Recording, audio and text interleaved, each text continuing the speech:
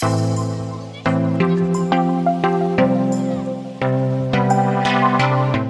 is February 27th, and throughout this month, every Monday at 1 p.m., we release one short audio recording to help us process racial tension in America. In episode 1, we encourage you to keep fighting. In episode 2, we briefly explored why a truly multicultural and multi-ethnic church beyond tokenism is so difficult. In week 3, we asked how our worldview might be influencing our judgment, and last week, I personally shared why the conversation around race is so hard for so many pastors to have. If you've missed any of the episodes, I would encourage you to go back and give it a listen.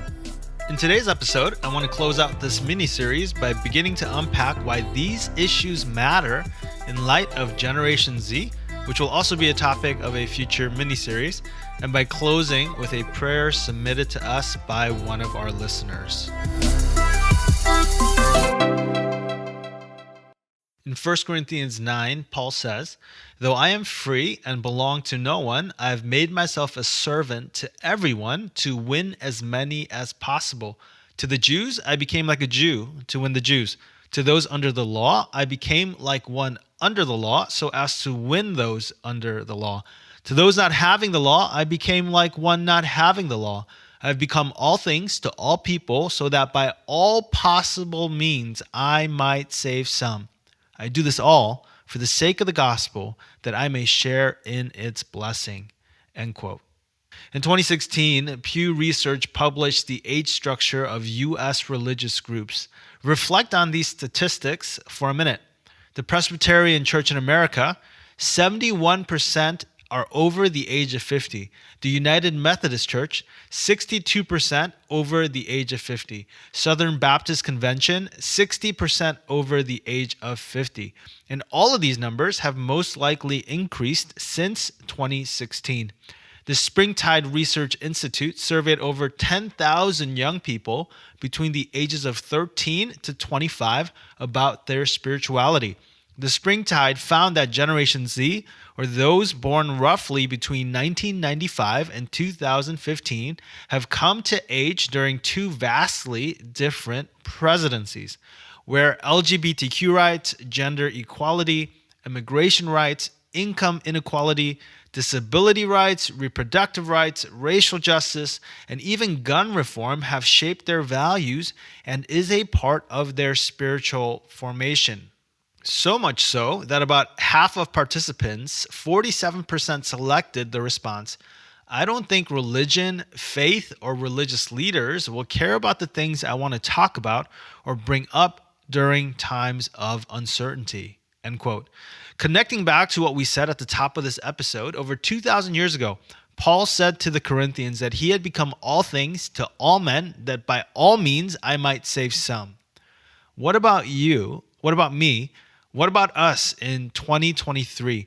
Are we creating safe, creative, and ongoing spaces and resources for the next generation to engage in meaningful processing? Or are we guilty of only producing a sermon a year or a tweetable vague quote, which will continue to become a major reason why young people will never enter the doors of a church? As I wonder about my next 40 years, I want to strategically and compassionately challenge us to use our time, talent, and treasures building a church that will outlast our own generation, instead of continuing on the trajectory of being stuck with more buildings with empty pews. Can I just encourage you, if you're looking for one next step, keep learning and listening. If you're specifically looking for a list, head over to 168cc.org/resources. As we close out this mini-series, would you allow me to read a prayer that is so incredibly fitting and that one of our listeners sent in? It is called An Unusual Blessing. May God bless you with discomfort at easy answers, half-truths, and superficial relationships so that you may live deep within your heart. May God bless you with anger at injustice, oppression, and exploitation of people so that you may work for justice, freedom, and peace. May God bless you with tears to shed for those who suffer from pain, rejection, starvation, and war, so that you may reach out your hand to comfort them and to turn their pain into joy.